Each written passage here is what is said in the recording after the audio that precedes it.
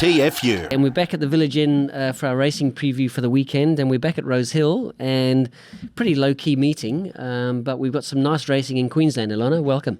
Yeah, it's good to be back. Obviously at Rosehill, we're just wrapping up for the carnival here. There'll be a few horses that are going to go on to Queensland, but Queensland will probably be our primary focus in the next few weeks. I reckon it will be. I think maybe we've got Gosford next week as a standalone. In between Hawkesbury and Gosford, we've got this Rosehill meeting, which is, as you say, some horses using this as a stepping stone for Queensland. And, of course, before we even get any further, what do you say? I mean, we all know that racing is a really, really tough game, but the dangers that jockeys face with the passing of Dean Holland is the saddest thing when somebody loses their life doing the thing they love. He goes there to work, doesn't come home. Our thoughts and prayers go out to his family, friends, and his wife and his children. Our deepest condolences. Yeah. And obviously the GoFundMe page has raised an outstanding amount of money so far. So the racing industry really comes together when in times of need. And I remember talking to a trainer one day where it was a conversation around jockeys getting 10% of prize money instead of 5%, and a trainer said to me, "Why do you fuckers deserve 10%? You don't do any work. We do all the work." I said to him, "Hey, listen here. You can't fall off the grandstand and break your fucking neck." So, look, it's not all about money. It's all about what we do. We do it because we love it. We don't do it because, I'm speaking past tense. But it's something that you just never want to see, and it's tragic that it has happened. And our thoughts go out to everybody. But let's start off in the first at Rosehill. We've got a 2-year-old race that I'm not really sure what to make of this. Obviously, the horse, Sovereign Fund number 1, he's coming off some really, really good form. He's a Gold Coast Magic Millions runner. Prior to that, he was unbeaten. He had every chance there and faded. He's had a bit of a spell. He comes back. He looks like he's the favourite. He's definitely the class runner around the right form. He's got to carry the weight though, doesn't he? And it's interesting that J-Mac, he won the maiden on Dipsy Doodle, but chooses to stick with Sovereign Fund. So yeah, well, she won a midweek maiden at Warwick Farm, whereas probably didn't beat much. But she did it nicely. You can't take that away. But at the same time, I question what Sovereign Fund has beaten. Yeah. He did win the Magic Million 2-year-old at Wyong. And he won his subsequent start up in Queensland. But with 60 and a half kilos. A lot of weight for a 2-year-old. You know, for my money, 2-year-olds can't give away weight. Not that much anyway. Very interesting. We have Armed Forces taking his place here at Rosehill rather than Eagle Farm, where he was dual normed. You have to read a bit into that. We'll get into that 2-year-old race in Eagle Farm as well. But that race looks pretty low in quality. Definitely. I mean, looked Armed Forces race to win, so it's very interesting that, Waller's a very smart man. He's chosen to run Armed Forces here at Rosehill. So he obviously thinks it's good enough to win. No doubt going to Queensland. His trials were pretty decent. He hit the line really strongly in his latest trial. It's a little bit green there in stages, but when he knuckles down, he can really, really find a few gears. So. And he doesn't have to travel anywhere. He's staying at home. Yep. Joe Moreira's books. There's a lot to like. Interestingly, as you mentioned, J-Mac is riding Sovereign Fund as opposed to Dipsy Doodle. Yeah. He's also trialled Armed Forces there too, so... He has as well. But sometimes Chris Waller doesn't give the jockey the choice of what he rides. True. So I don't think you can look into who trials what with the Waller camp. Yep. But interestingly for me is a claiming apprentice on the Godolphin horse. Dylan Gibbons takes 1.5 kilos off Dipsy Doodle's back, which means Sovereign Fund has to give it 6 kilos. It's a lot of weight. Yeah. 2-year-olds aren't seasoned enough to give away a lot of weight. And for me, that sways me away from Sovereign Fund. Yeah. Yeah. I'm with Dipsy Doodle, Armed Forces, and Sovereign Fund out of the horses that have... Armed Forces hasn't raced, but Ravenclaw really caught my eye in a trial. Did he? Yeah. I really like the way this horse trialled. Jason Collett's a really patient rider. He'll need a bit of speed on in this race. He'll need a bit of speed. There will be speed on. Yep. It's obviously there's 13 runners now with a scratching of Champa's Girl, but there should be decent speed on. He's drawn soft. He'll be probably 3 back the fence. Jason will just as Jason does. He's one of the best riders for being back in the field and plotting a course through the field. If this horse has got enough turn of speed and he can find, I think, with 56 kilos on his back, top jockey, top trainer, very, very well bred first starter. I'm leaning towards Ravenclaw. For you. Yeah. Armed Forces for me, I think. Okay, well, so I think the weight of Sovereign Fund takes our selection away from him. Definitely, because if he wasn't carrying the weight, I think he would come right into the mix. But it makes it very hard. I think you're right there. Okay, so the next race we're going to look at Rosehill is race 9, which is a 7 furlong race. Interestingly, Chris Waller's scratched Democracy Manifest out of race 5 to run here in the 7 furlong, which probably suits him a little bit better. Yeah, and he's down in weight for the class rise too, which is definitely going to be of his benefit. He lands a lot closer in the run at his last start, thanks to a great Joe Moreira piece of navigation on the horse's back. He normally just gives them a lot of start. He's up in trip now. He's drawn mid-gate, so he probably gets a sort of mid to just behind midfield position in the run. He's going to be spotting a horse like Cold Crusher a fair start, I reckon, and Cold Crusher's rock hard fit, and he hasn't won a race as prep. He's very consistent in this grade though, so he's thereabouts every run. Any rain about is certainly going to enhance his chances, but Johnny O'Shea is not going to let these two have the race to themselves with how do you pronounce it? Kota Healy? Yeah. Second up. It's definitely can't ignore him. He's racing well in the grade. He races on speed. He's drawn a little bit wide. He'll roll forward, probably sit outside Cold Crusher, who'll probably lead. It looks like they're going to pressurise each other, and looks like Democracy Manifest just camps off the back, peels off them and just goes bang. Yeah. Thanks very much, see you later. Couldn't agree more. Okay. Right, so we're going to move on to Eagle Farm, because there's not much really now we're happening. back to this 2-year-old race where Eagle Farm, the Drello Stakes, where Armed Forces was scratched from, very interestingly. So it leaves us with... so it's race 4 at Eagle Farm. Armed Forces... Leaves us with a bunch of horses with Queensland form, apart from Line of Law that Bjorn has decided to send for the trip. Yeah, look, it ran third in the Max Lees, which is just a 900-metre dash at Newcastle. Cylinder, Fire Lane. So, look, the form does look pretty strong from that race, but it's a 900-metre dash. She came out and ran at Randwick shortly thereafter in the nursery and ran behind Solitaire. Only beaten 5 lengths. Has had a spell. Is that form better than the Queensland form we've got presented in front of us from Party of 2 and Apping Girl, who only won at the Sunshine Coast and is ahead of Line of Law in the betting already? I don't know if I could have that. Look, it's a 1,000-metre dash, so you're going to need a little bit of speed about you. A lot of these horses, especially the unbeaten Zabo, has won 2 from 2 over 800. So it's now got to step up. It's now got to step up to 1,000, which is another kettle of fish. So, yeah, I'm with you.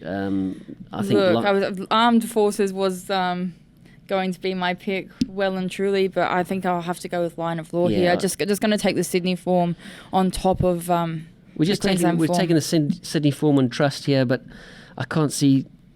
Looking at the form, I can't see much. Can't ignore Party of 2's resume there, but I think probably the Sydney form will trump that. Okay, well, let's go with Line of Law there in the 2-year-old race up at Eagle Farm. Our next race, Alana, is? We've got Eagle Farm race 8, the Victory Stakes, 1,200 metres. Good race, this. It Private is. Eye comes off a really poor run his last start. Has trialled since. Had a few excuses there, though. Well, to beat 16 lengths, you need a lot of excuses. Yeah, true. He was second up, maybe a flat run. First run was super. His run form before that was, you couldn't fault it. He was like one of the best horses in the country.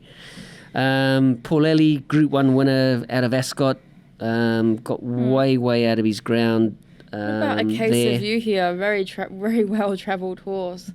Ran very well first start in Australia at Moonee Valley. Made good ground from the rear of the field. Wasn't beaten far by Bella Nipotina. Well, this horse got way out of his ground at Moonee Valley. Which is easy to do at that track. Well, at his first Australian start. Has got proper Group 1 form from Europe. The Prix de l'Abbé at Longchamp on Arc Day is the is the pinnacle sprint race. If a horse like Private Eye isn't at his best, it could be won by a horse like this. Well, I don't think Private Eye is at his best. He's got to have a doubt with that last run. He has trialled well since. It's a question mark, isn't it? At his best, he wins this. Who? Private Eye? Yeah. I think A Case for You. Really, the jockey booking is strange for me. I know.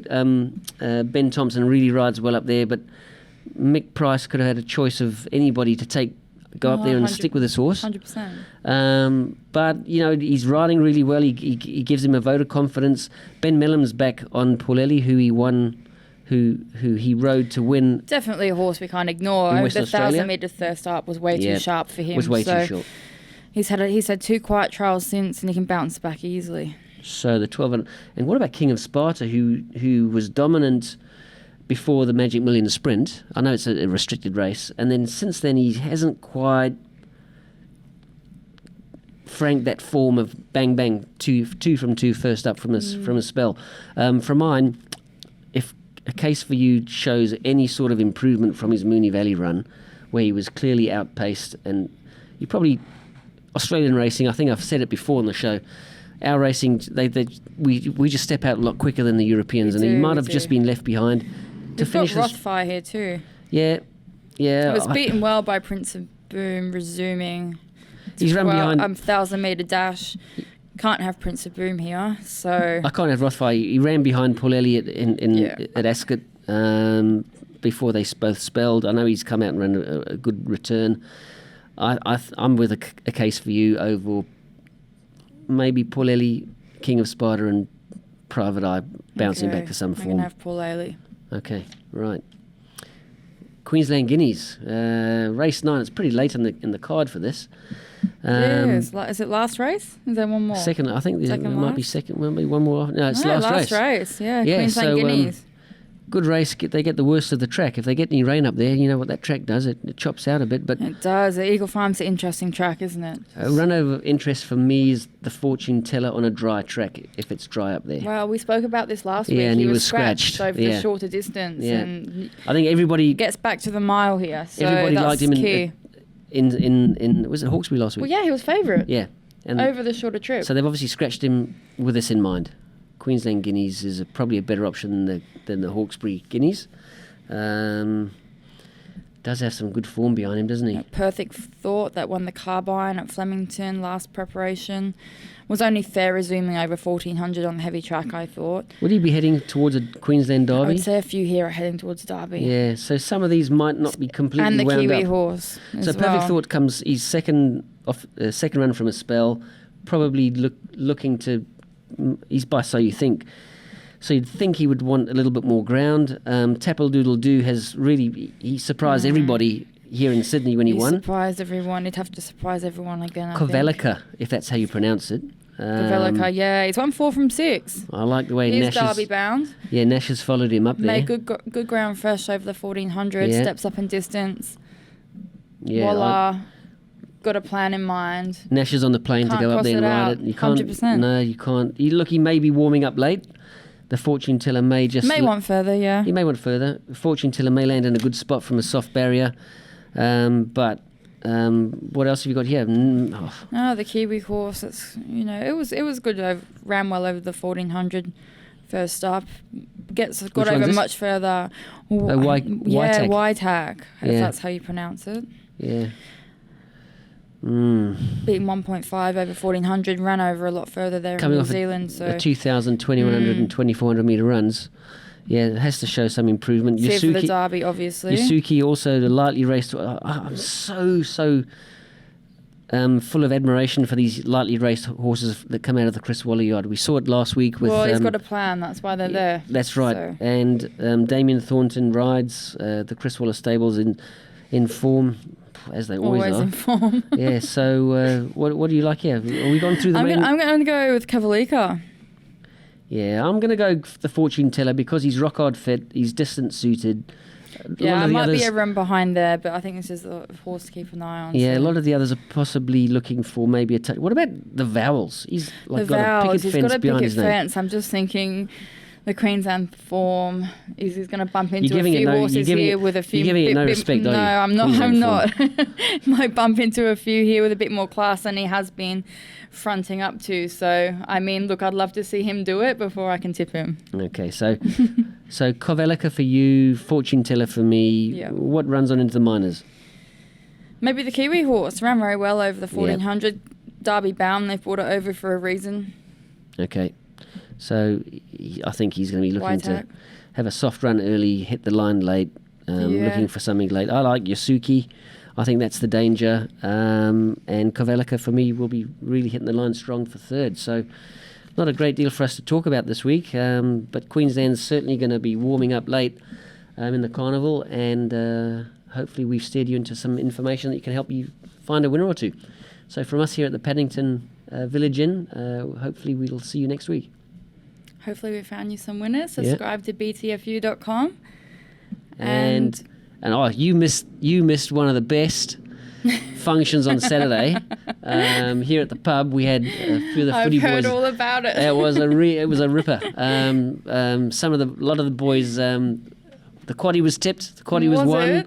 Yeah, a few winners on the day, so it was really good. I think we got a few winners out of the show too last week. Yeah, it was really good. So yeah, I think everyone did well there. So if you've missed it, you got to get onto the WhatsApp group, which is on the exclusive tips on the BTFU channel. So get in there, log in, and sign up. Don't Let's miss out. find some winners. That's where the exclusive tips are. So that's right. where you need to be. Great, and thank you. See you next week.